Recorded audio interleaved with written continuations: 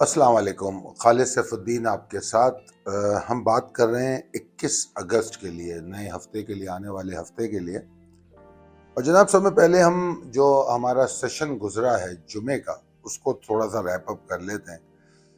जुमे के सेशन में बड़ी मज़ेदार बात रही, मेरे हिसाब से तो बड़ा इंटरेस्टिंग सेशन था, क्योंकि जब आगाज़ हुआ सेशन का तो मैंने आप लोगों को बीच में ये याद भी दिलाया कि जो प्री ओपन में हाई बनाए ये वही हाई है जिसका हम पूरा हफ्ता डिस्कस करते रहे, 48,595। तो वहां तक आया वो। उसके बाद नीचे आ गया, फिर हमने देखा कि थोड़ा नीचे भी आया और फिर नमाज तक। और आमतौर पे मैंने देखा है पहले सेशन में अक्सर ये होता है कि मेंटेन करने की कोशिश की जाती है। एनीवेज, उसने अच्छा मेंटेन किया। तो बहरहाल हम 48,327 और 48,595 को बड़ा अच्छा डिस्कस कर चुके थे। हमने कह दिया था कि 595 के ऊपर गए बगैर कोई तरक्की या ट्रिगर नहीं है, तेजी नहीं है। और 48,327 को तोड़ के मार्केट जो है मजीद एग्जॉस्शन पैदा कर सकती है या एग्जॉस्शन को मजीद कंफर्म कर सकती है। अगर आपने मार्केट आज की देखी हो तो आपने देखा होगा मार्केट ने 48,615 का हाई लगाया, मगर वो सिर्फ हाई था, बस जस्ट टेस्ट किया और नीचे। उसके बाद फिर नमाज के वक्फे के बाद, अच्छा, दोनों जो हाई है मार्केट के वो प्री ओपन में, एक सुबह का प्री ओपन है, एक नमाज के बाद वाला प्री ओपन है, दोनों उस वॉलेटिलिटी में है। तो बेसिकली 48,595 के ऊपर मार्केट नहीं रुक सकी। तो बहरहाल जब फेल हो गई उसको ऊपर रुकने से, तो फिर जाहिर बात है गिरावट यकीनी थी और गिरावट आई और मार्केट ने लो बनाया 48,196 का, और मार्केट कमोबेश 107 पॉइंट के नुकसान के साथ बंद हुई। तो सब में अच्छी बात मार्केट में चल रही है ना, वो है minimum loss. Market minimum loss के साथ चल रही है। ऐसा नहीं हो रहा है कोई जबरदस्त किस्म के 400 पॉइंट गिर गए, 800 पॉइंट गिर गए, रोजाना 800 गिरे, कुछ मतलब बड़ी सेंसिबली मार्केट चल रही है। मिक्स एक्टिविटीज हैं, कुछ स्टॉक परफॉर्म करते हैं, कुछ नहीं कर पाते। अभी आपके सामने glimpse of the last week की पहली स्लाइड है, उसको देख लीजिए कि पिछले हफ्ते हमने क्या कहा था, हमारा मार्केट के बारे में मौकफ क्या था, उसको जरूर पढ़ लीजिए। उसके बाद दूसरी स्लाइड में समय पहले मैंने आपको बीच में एक चार्ट दिखाया है। अगर आपको याद हो, मैं बार बार कहता था कि मार्केट में जो ये 8-9 हजार पॉइंट बढ़े, ये 3 रैलियों की शक्ल में बढ़े। और मैं कहता था पहली रैली में इंट्राडे करेक्शन हुई, करेक्शन जरूर हुई, इंट्राडे हुई। अच्छा, वो मैंने अब बना के दिखाया है कि पहला जो आपको बॉक्स नजर आ रहा है और उसमें 1 लिखा हुआ है, वो पहली रैली है। उसके बाद इंट्राडे करेक्शन, फिर सेकेंड रैली, फिर सेकेंड रैली के बाद जनरल करेक्शन, फिर थर्ड रैली। अब थर्ड रैली के बाद करेक्शन हो रही है।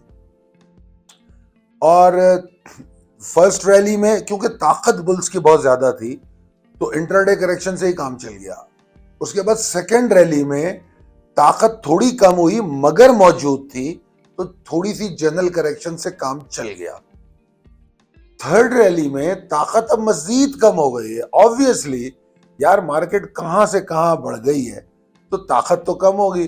तो थर्ड रैली में सिर्फ जनरल करेक्शन नहीं हो रही, साइडवेज में मार्केट चल रही है। और बियर्स ये सोच रहे हैं कि क्या हमको सेकेंड वेव ऑफ करेक्शन में जाना चाहिए, और बुल्स उनको रोके जा रहे हैं। आप देखो मिक्स एक्टिविटीज, बुल्स का एफर्ट 48,595। अच्छा, इंडेक्स को जरा इस तरह, मैं जिस तरह समझाने की कोशिश कर रहा हूं और जो ये दिखा रहा हूं आपको, अगर इसको इस तरह समझने की कोशिश करें, बड़ा मजा आएगा आपको मार्केट को फील करने में कि मार्केट कैसा बिहेव कर रही है और आगे क्या कर सकती है। ये फीलिंग है, चार्ट पे बड़ी प्यारी फीलिंग आती है जिससे हमें बहुत सारी चीजें समझ आती हैं। अगर ये मैं इतना टाइम जो रैप अप पे लगाता हूँ सिर्फ एजुकेशनल पर्पस पे, कि ताकि आपको फायदा हो सके। एनीवेज सर, आगे चलते हैं। इसमें मैंने आपको डेली चार्ट भी दिखाया है एक जगह लेफ्ट साइड पे छोटा सा, जिसमें वो जो 4 कैंडल्स हैं इस हफ्ते की वो दिखाए हैं। सारी मुन्नी चुन्नी सी कैंडलें हैं। लिमिटेड मूव 900 पॉइंट की टोटल मूव है वीक में, तो आप देख लीजिए ऊपर भी और नीचे भी। और मार्केट जो क्लोज हुई है वो तकरीबन 206 पॉइंट के नुकसान के साथ क्लोज हुई, बस दैट्स ऑल। और अगर पिछले हफ्ते की मैं बात करूं तो 162 पॉइंट। तो ओवरऑल अगर आप देखें तो लिमिटेड रेंज में मार्केट ट्रेड हुई और बुल्स ने बहुत शदीद एफर्ट्स किए कि बियर्स को डोमिनेट करने नहीं दिया, कुछ ना कुछ ऐसे काम करते रहे, मिक्स एक्टिविटीज, कभी फालतू में ऑयल सेक्टर चलते रहे, कभी रिफाइनरी में मजे आ गए।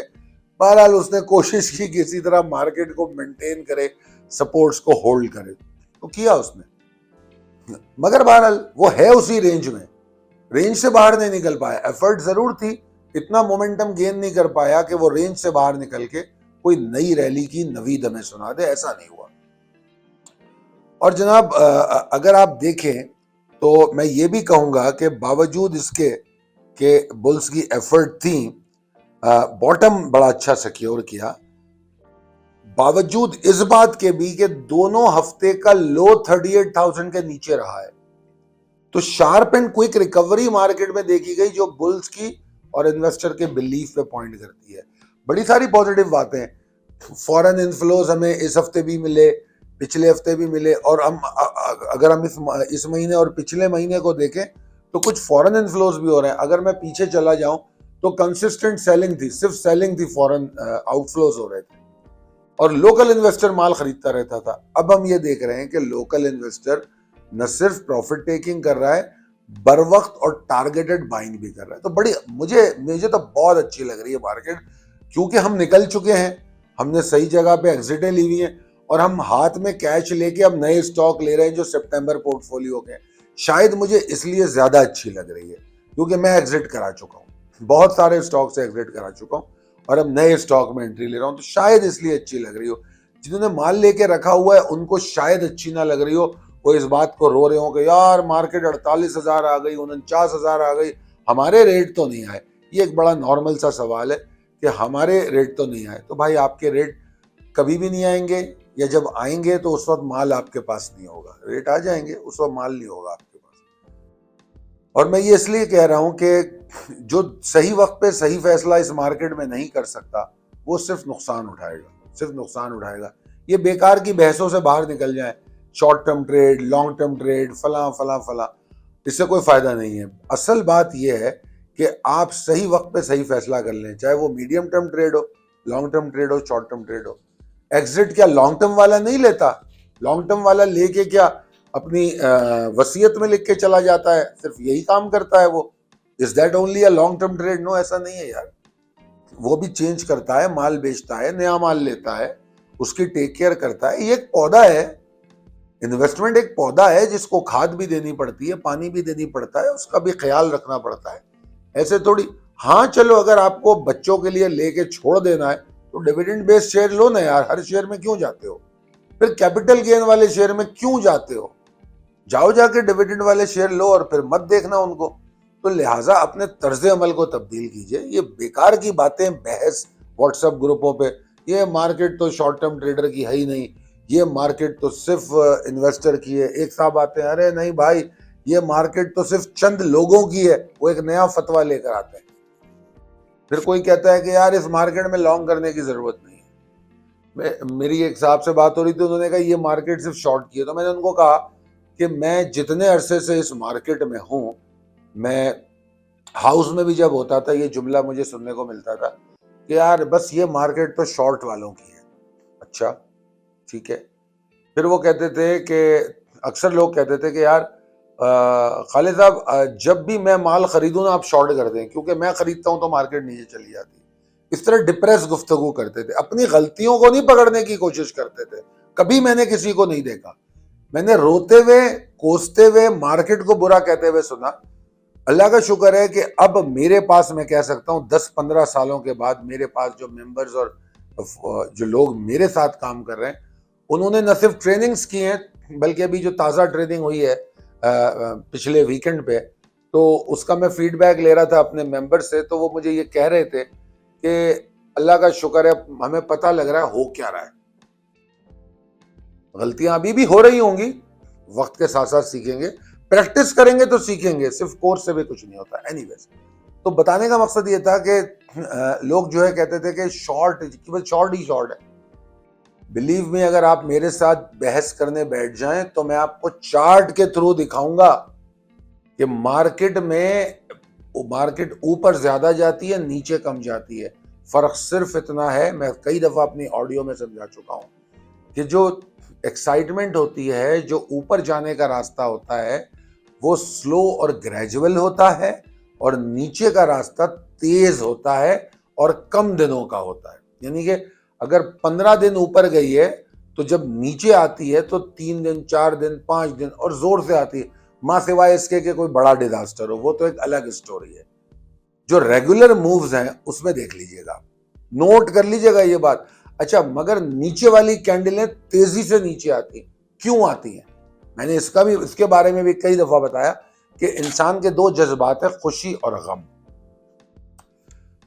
खुशी और गम दोनों की अगर हाइट पे चले जाएं, बहुत ज्यादा खुशी अगर किसी को मिल जाए तो वो थोड़ा सा जंप कर लेगा, कोई गाना गा लेगा, कोई भंगड़ा डाल लेगा, कोई फैमिली के साथ क्वालिटी टाइम गुजारने की बात कर लेगा, इस तरह कर लेगा, ठीक है ना। मगर आप किसी को ये नहीं देखेंगे कि वो ना कपड़े फाड़ के बाहर हंसता हुआ बाहर निकल आए, चीखने लगे, याहू के नारे लगाए और उछल रहा हो, कूद रहा हो, ऐसा आपने नहीं देखा। खुशी होती है और खुशी झलकती है कि वो लोगों से कुछ दिली से मिलता है, आप पहचान लेते हैं, मगर जज्बात उसके काबू में होते हैं। मगर गम एक ऐसा जज्बा है जिसमें हम में से बहुत से लोग अपना जो काबू है वो नहीं पा पाते और छोड़ देते हैं। जैसे कि हम रोने लगते हैं, चीखने धाड़ने लगते हैं, गुस्सा करने लगते हैं, सीना पीटने लगते हैं, सर पीटने लगते हैं, दीवारों से टकरे मारते हैं। मैंने देखा है, ऐसा होता है। ऐसा लोग गम के उसको बहुत ज्यादा रिफ्लेक्ट करते हैं। तो उससे मैंने ये समझा, ये सीखा कि हमारे अंदर खुशी को एब्जॉर्ब करने की बर्दाश्त थोड़ी ज्यादा है और गम बर्दाश्त करने की ताकत थोड़ी कम है। ये मुझे समझ आया। इंसान का बच्चा पैदा होता है तो ऐसा नहीं होता कि वो छलांगे मारता है और खे खे मारता हुआ रोड पे निकल जाता है, मगर अगर बच्चा मर जाता है तो इंसान बहुत ज़ारो क़तार रोता है। ये मैंने देखा है, ठीक है ना। तो ये बड़ा फ़र्क है, मतलब खुशी और गम में मैंने ये बताया। तो इस तरीके से ये सारी तफसील मैंने उन साहब को बताने की कोशिश की है ताकि वो समझ सके ऐसा है नहीं।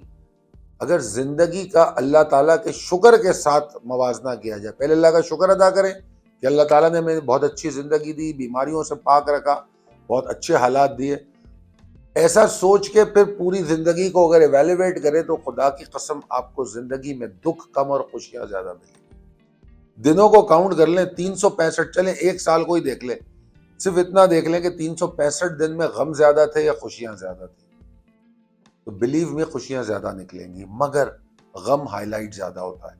तो ये इंसानी फितरत है। अब वही फितरत ट्रेडिंग में आ जाती है। तो जब मार्केट नीचे गिरती है तो गम और गुस्सा जो है बड़ी कुव्वत से आता है और खुशी जो है स्लोली एंड ग्रेजुअली आती है। वो रिफ्लेक्ट मार्केट में करती है। इसीलिए मैं समझाने की कोशिश करता हूँ, try to learn sentiment, sentimental analysis समझने की कोशिश करो। जिसको टेक्निकल करने का भी शौक है वो भी सेंटिमेंटल एनालिसिस पहले सीखे फिर टेक्निकल की बात करें, उसके बगैर टेक्निकल भी नहीं होता। इंसानी मिजाज को, मार्केट के मिजाज को नहीं समझोगे तो आप टेक्निकल भी अच्छे नहीं कर पाओगे, क्योंकि टेक्निकल में एक एडवांस लेवल आ जाता है जहां पे आके आदमी को और बहुत सी चीजें खुद दरियाफ्त करनी पड़ती हैं। स्टडीज एक हद तक आपको पहुंचा देती है, उसके बाद कुछ चीजें आप खुद दरियाफ्त करते हैं, कुछ इंडिकेटर आप दरियाफ्त करते हैं, कुछ नए सिग्नल्स आपको मिलते हैं और वो सिग्नल आपके सिग्नल होते हैं, वो आप अपने चार्ट पे लगाते हैं। ये तमाम चीजें इसी से आएंगी। तो लर्न सेंटिमेंट। खैर जनाब, बात लंबी हो गई। हालात पे थोड़ी सी बात कर लूं तो मुझे बड़ा मजा आ रहा था जब मैं कल तजज़िये देख रहा था, क्योंकि मुझे 2023 का शुरू याद आया कि 2023 के शुरू में मैं बार बार एक तस्करा कर रहा था कि ये साल इलेक्शन का साल है, ये साल बाइंग का साल है, मगर मैं थोड़ी सी मस्ती करता था और मैं कहता था यार साल तो इलेक्शन का है, इलेक्शन होंगे ये मैं नहीं कह रहा। मैंने अपनी कई वीडियो में ये जुमला कहा कि इलेक्शन का वावेला होगा, बातें होंगी, इलेक्शन इलेक्शन होगा, इलेक्शन होगा या नहीं होगा ये मुझे नहीं पता। तो मैं एक थोड़ा सा पॉज देता था और ये बात कहता था। अब कल मैं जो सारे तजज़िये सुन रहा था तो मुझे बहुत हंसी आ रही थी कि सारे कह रहे हैं यार वो इलेक्शन 2023 में नहीं हो रहा है। तो हालांकि बिलीव भी मैंने कोई टेक्निकल एनालिसिस मौजूदा सियासत की नहीं की, मगर वो नजर आ रहा था, समझ में आ रहा था गेम सारा। तो इसी तरह अगर चीजों को आप समझने की कोशिश करें, पॉजिटिव, बायस नहीं हो। बायस कैसे होते हैं? जिस तरह मैंने कहा ना कि मैं खुद ट्रेड नहीं करता, तो मैं ऑनेस्ट एनालिसिस करने की कोशिश कर सकता हूं। कोई स्टॉक उठा लो, मेरे से बात कर लो, मेरे अंदर उसके लिए कोई रहम नहीं है। ना कोई रहम है, ना कोई गुस्सा या नफरत है, कुछ भी नहीं है मेरे अंदर, क्योंकि मैं खरीदता हूं ना बेचता हूं। तो किस बात की मोहब्बत, किस बात का गुस्सा? मुझे कोई गुस्सा नहीं। इसी तरह पॉलिटिकल एनालिसिस करने के लिए भी, अगर if you have a strong feeling for any political party, specific political party और एस्टेब्लिशमेंट और अदलिया इदारे या पार्टी के हवाले से अगर आपकी स्ट्रॉन्ग एफिलिएशन है, तो बिलीव मी, आप जो क्या कहना चाहिए, न्यूट्रल तजिया, यार न्यूट्रल तो बड़ा खराब लफ्ज हो गया, मतलब एक जो गैर क्या कहना चाहिए, अनबायस्ड तजिया आप नहीं कर सके। बहरहाल मुझे जो लग रहा था, मैंने 2023 के आगाज के साथ ये बोलना शुरू किया कि भाई इलेक्शन का वावेला, इलेक्शन की बड़ी बातें होंगी, इलेक्शन होंगे नहीं होंगे ये नहीं कह सकते, और अब सामने आ गया कि जी इलेक्शन नहीं हो रहा है। अच्छा, अपार्ट फ्रॉम, मैं कोई सियासी तजज़ियेकार नहीं हूं, इसलिए मेरी बात को सीरियस ना लिया जाए। मैं बहुत दिन से अपने करीबी हलकों में जो मेरे दोस्त हैं, ऑफ द रिकॉर्ड, मतलब मैं पहली दफा वीडियो पे ये बात कर रहा हूं, अपने दोस्तों में मैं बार बार ये बात कहता था कि यार इलेक्शन पाकिस्तान का सोल्यूशन भी नहीं है। बेशक जमहूरियत मुझे भी बड़ी अच्छी लगती है, बड़ी अच्छी बात है, मगर मुझे जमहूरियत आंखें बंद करके अच्छी नहीं लगती। वो इसलिए मैं कहता हूं कि इंसान की जो औकात और हैसियत हो, उसके हिसाब से उसको चीज देनी चाहिए। अगर फर्ज कीजिए मेरी हैसियत 2 रुपए की है, आप मुझे 10 रुपए दे दें, मैं संभाल नहीं पाऊंगा, ठीक है जी। तो जमहूरियत की हैसियत और औकात मेरी नहीं है। मैंने ये देखा है कि एक मोहल्ले में 10 घर होते हैं और 10 घर मिलके किसी बात पे मुत्तफिक नहीं होते, एक यूनियन बना के गली की सफाई नहीं कर सकते, ठीक है ना। ये पढ़े लिखे लोगों की बात करो, अभी जाहिलों को तो छोड़ दें, जो बेचारे अनपढ़ हैं उनको तो छोड़ दें। तो लिहाजा जमहूरियत जो है ना, अभी हमारी जरूरत नहीं है। हमारी जरूरत है कि हमें सेहत तालीम मिले। इस वक्त सेहत और तालीम, ये दो चीजों से दिमाग हमारा ठीक होगा, शऊर हमारा बेदार होगा। ये दो चीजें जब बेहतर होंगी तो फिर जमहूरियत हमारे लिए बहुत जबरदस्त सोल्यूशन होगा। सेहत और तालीम, तालीम हमें शऊर देगी, सेहत हमें फिजिकल और मेंटल प्रॉब्लम से दूर रखेगी। हम जो साइको होते जा रहे हैं, हम में से बहुत ज्यादा लोग साइको हैं, जो साइकोज होते जा रहे हैं, शिद्दत पसंदी हम में आ रही है, ये चर्च का वाकया, बहुत सारी चीजें हैं। किसी भी मौजू पे कल्ट फॉलोइंग, जिस तरह खान साहब की फॉलोइंग देखी, आवे ही आवे शेर आवे, भुट्टो जिंदा है, इस तरह की जो बातें हैं, इन सबसे बाहर निकलना पड़ेगा, शऊर बेदार करना पड़ेगा। खान साहब ने कोई शऊर बेदार नहीं किया है। खान साहब ने एक नई कौम तैयार कर दी है। जो मैं एक साहब को सुन रहा था, वो खान साहब के साथ होते थे, वो कह रहे थे कि हम लोग पहले बड़े अच्छे थे, उन्होंने हमारे मोरालिटीज को खराब कर दिया, हमारे माशरे की। वो मियाँ वाली के कोई साहब है, मैं उनका नाम लेना नहीं चाहता, खान साहब के साथ होते थे। तो बहरहाल, तो ओवरऑल ये पोजीशन चल रही है। खैर बहरहाल, आई एम सॉरी, मैं सियासत की तरफ निकल गया।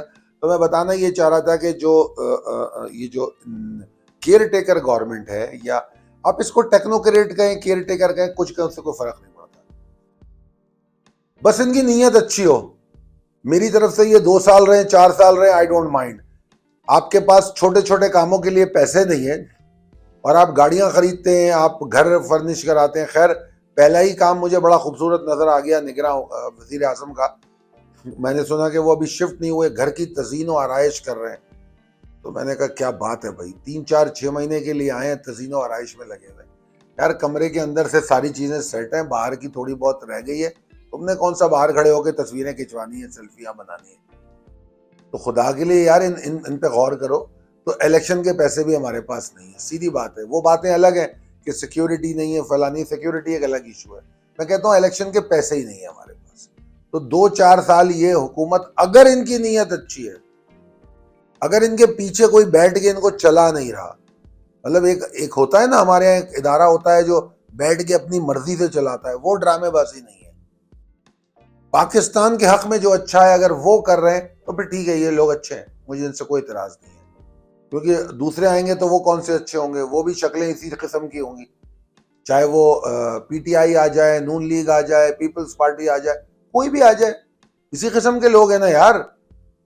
मुशर्रफ से लेके इमरान खान तक एक ही शक्ल की काबीना थी, एक ही जैसे लोग थे। तो उम्मीदें बेकार है रखनी।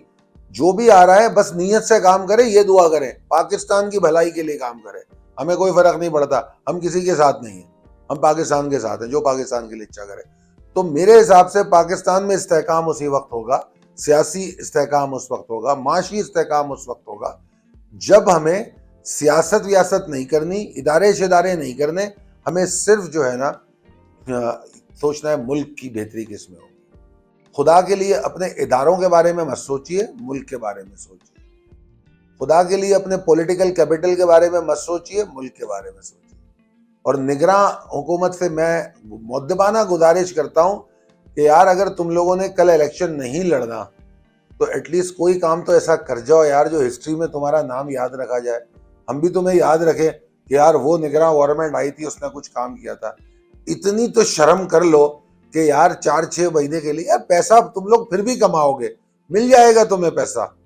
यकीन करो अगर अच्छा काम कर जाओगे, एक आवाज लगाओगे ना, तो खान साहब जिस तरह चंदे जमा करते तुम्हें चंदा करके अरबों रुपए दे देगी पाकिस्तानी कौम, अगर खुदा के लिए तारीख में अपना नाम लिखवा जाओ। खैर बहरहाल लंबी बात हो गई, माफी चाहता हूँ, मेरे दिल में ये बात थी तो मैं करना चाह रहा था। प्रिसाइज लेवल टेबल अपडेटेड है, possibilities and strategies as per chart. जिस तरह मैंने वीकली रैपअप में बता दिया कि इंडेक्स जो है डेस्परेट बहुत है डायरेक्शन के लिए, क्योंकि साइडवेज में, और साइडवेज में ऑलवेज डेस्परेशन होती है। तो साइडवेज मूव कर रहा है तो इसमें डेस्परेशन तो है, ट्रिगर मौजूद है। अभी गिरावट की तो कोई हम बड़ी बात ही नहीं कर रहे, हम गिरावट के मामले में परेशानी नहीं है। हाँ ठीक है, जो 48,327 का लेवल हमने बताया था वो पता नहीं अभी मौजूद है, यानी अब 48,000 दूसरा लेवल आ गया, 48,123। तो 48,123 के नीचे हम थोड़ी एग्जॉस्शन और हो जाएगी, और हमारी तेजी तो 48,525 के ऊपर है, वो भी लेवल थोड़ा सा प्रिसाइजली एडजस्ट हुआ है। तो 48,525 के ऊपर हम तेजी करेंगे, 48,123 के नीचे हम एग्जॉस्ट करेंगे। मैं मंदी का लफ्ज इस्तेमाल करते हुए डर रहा हूं क्योंकि मार्केट में मंदी है नहीं। शायद जिनके पास माल हो उन्हें मंदी लगे, मगर ये मार्केट में मंदी नहीं है। मार्केट बहुत अच्छी है, मार्केट नीचे जब जाए तो भी बहुत अच्छी है, 2000 पॉइंट गिरे तो भी बहुत अच्छी है, तो भी मंदी नहीं है। अब इससे ज्यादा क्या कहूं मैं। मार्केट सिर्फ और सिर्फ उन लोगों के लिए बहुत अच्छी है जिन्होंने माल बेच लिया है, जिन्होंने फुल पोटेंशियल पे ऑफलोड किया है, फुल पे नहीं 70% पे भी किया, उनके लिए भी अच्छा है। ठीक है, तो मार्केट बहुत अच्छी है, तो मंदी कोई नहीं है। और ये जो रेंज बाउंड ट्रेड है इसका हम भरपूर फायदा उठाएंगे। अगर मार्केट 48,525 के ऊपर ट्रेड करती है तो 715 को टारगेट करेगी, और 715 के ऊपर ट्रेड करती है तो फिर क्या बात है, 48,900 का लेवल है या 49,000 को भी टारगेट कर सकती है। मतलब इनफैक्ट ये 48,595 और 700 वाले एरिया से निकल जाए एक बार तो फिर मार्केट में रैली बन सकती है। वॉल्यूम्स को जरूर देखिएगा, वॉल्यूम्स को जरूर देखिएगा, इंशाल्लाह फिर रैली बन सकती है। वरना अगर शार्प हाई लगाती है जैसे कल 615 का लगाया, अगर कोई 650 का लगा दे, 625 का लगा दे, फिर 595 या 525 के नीचे खड़ी हुई हो तो फिर कोई उम्मीदें मत रखिएगा। मार्केट को वो टाइम देखिए, मैं रैपअप चार्ट देता हूं ना तो उसमें टाइम देखिए कितनी देर से मार्केट यहां खड़ी। मैंने एक बार बताया था आपको एक्सेल शीट पे वॉल्यूम बना सकते हैं, पूरा आपको तफसील समझाई थी कि उस पर टाइम के कॉलम बना लें, 9:30, 10, 10:30, 11, फिर उसमें डेट डालें और वॉल्यूम लिखना शुरू कर दें। जब देखते हो ना पूरा दिन मार्केट, 1 सेकंड लगता है।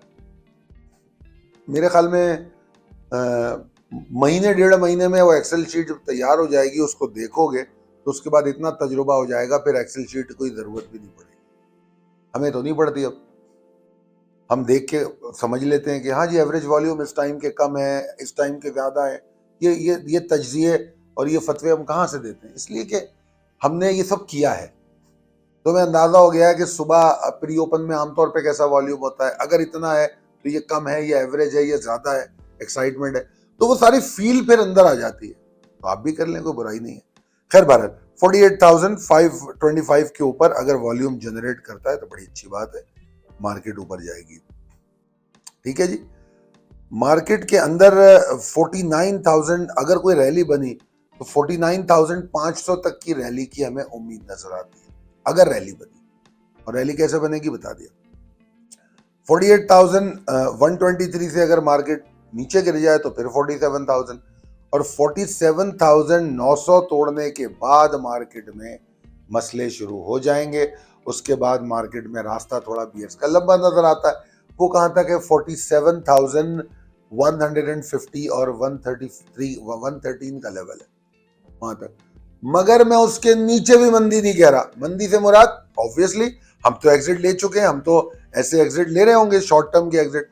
मंदी से मुराद ओवरऑल मार्केट फिर भी खराब नहीं हो रही। मार्केट के पास इतनी अच्छी सपोर्ट, मतलब वहां पर हम बाइंग कर रहे होंगे। यार ऐसे तो नहीं आपको मैं सितंबर पोर्टफोलियो दे दिया, आपको एग्जिट भी करा दिया जून पोर्टफोलियो से और अब हम सितंबर पोर्टफोलियो में आ गए। उठा के देखिए ना सितंबर पोर्टफोलियो के स्टॉक, आप माशाल्लाह वो परफॉर्म करेंगे। जून वालों ने क्या परफॉर्म किया है आपके सामने है ना।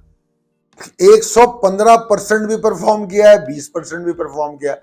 20 से लेके मिनिमम 20% है। और कुछ स्टॉक जो अटके हुए थे, क्योंकि बहुत सारों ने तो जुलाई में ही परफॉर्म कर लिया था, तो बहुत सारे जो अटके हुए थे उन्होंने भी परफॉर्म कर दिया। तो यार जब हम इतनी बड़ी परफॉर्मेंस ले चुके हैं तो सितंबर पोर्टफोलियो के लिए हम सब्र के साथ बाइंग करेंगे।